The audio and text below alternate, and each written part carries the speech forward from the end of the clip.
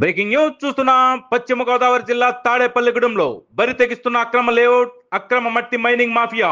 తాడేపల్లిగూడెం పట్టణం డిమార్ట్ ఎదురుగా 90 ml దాబా సమీపంలో సుమారు 20 ఎకరాల్లో అక్రమ లేఅవుట్ ఏర్పాటు.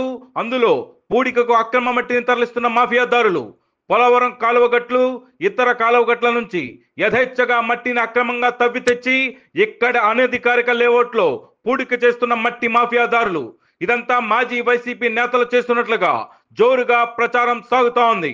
ఎటువంటి లేఅవుట్ పర్మిషన్లు గాని, మైనింగ్ పర్మిషన్లు గాని లేకుండా పట్ట పగలు పోలవరం పలు కాలువగట్ల నుంచి ప్రభుత్వ మట్టిని యథేచ్ఛగా తరలిస్తున్న, కళ్ళప్పగించి చూస్తున్న రెవెన్యూ, విజిలెన్స్, మైనింగ్ సంబంధిత అధికారులు వందల సంఖ్యలో లారీల్లో పరిమితికి మించి మట్టిని లారీల్లో లోడు చేసుకుని కాలువగట్లు మట్టి అక్రమంగా తవ్వి తెస్తూ శృతి మంచిన వేగంతో అక్రమ లేఅవుట్ పుడుస్తున్న చోద్యం చూస్తున్న అధికారులు ఇంత పబ్లిక్ గా పట్టపగలు అక్రమ లేఅవుట్ వేయడమే కాకుండా మట్టిని అక్రమంగా పూడిక చేస్తూ అధిక లోడుతో శృతి మంచిన వేగంతో లారీలు వెళ్లడంపై భయాందోళనలో ప్రజలు.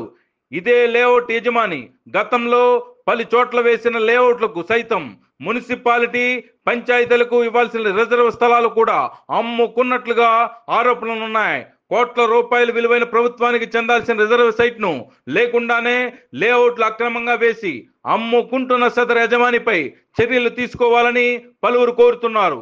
తక్షణమే అక్రమ మైనింగ్, మట్టి, లేఅవుట్ మాఫియా దాడులపై కఠిన చర్యలు తీసుకుని అక్రమ మట్టిని తరలిస్తున్న లారీలు సీజ్ చేసి అక్రమ లేఅవుట్ వేసి అక్రమ మట్టిని తరలిస్తున్న మాఫియాదారులపై కఠిన చర్యలు తీసుకోవాలని ప్రజలు, ప్రజా సంఘాలు డిమాండ్ చేస్తున్నాయి.